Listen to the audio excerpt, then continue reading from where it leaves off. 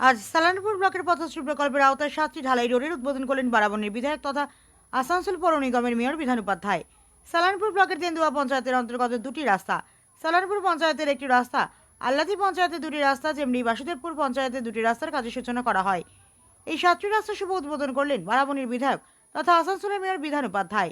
সঙ্গে উপস্থিত ছিলেন সালানপুর বিডিও দেবাঞ্জন বিশ্বাস, জয়েন্ট বিডিও রবি সৌরভ, জেলা পরিষদের কর্মাধ্যক্ষ মোহাম্মদ আরমান, পঞ্চায়েত সমিতির সভাপতি কৈলাসপতি মণ্ডল সহ সভাপতি বিদ্যুৎ মিশ্র, সমাজসেবী তথা সালানপুর ব্লক তৃণমূল কংগ্রেসের সহসভাপতি ভোলা সিং সহ সকল পঞ্চায়েতের প্রধান উপপ্রধান সহ আরও অনেকেই।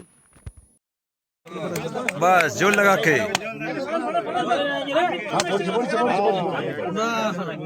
নিনজা নিনজা নিনজা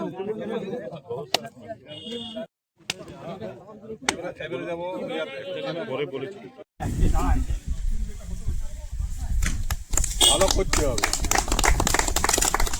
এটা কত তো যাবে এটা?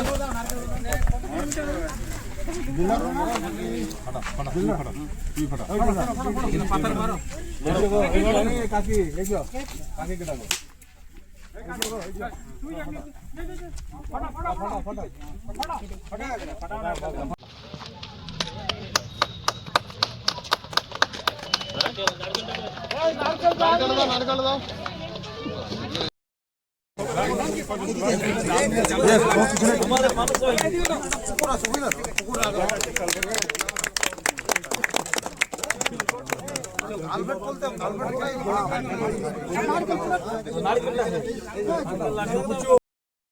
আজকে আমাদের পথশ্রী, যেটা মাননীয় মুখ্যমন্ত্রী মমতা বন্দ্যোপাধ্যায়ের নতুন উদ্যোগ, প্রতিটি গ্রামকে মানে সংযোগ করে দেওয়া।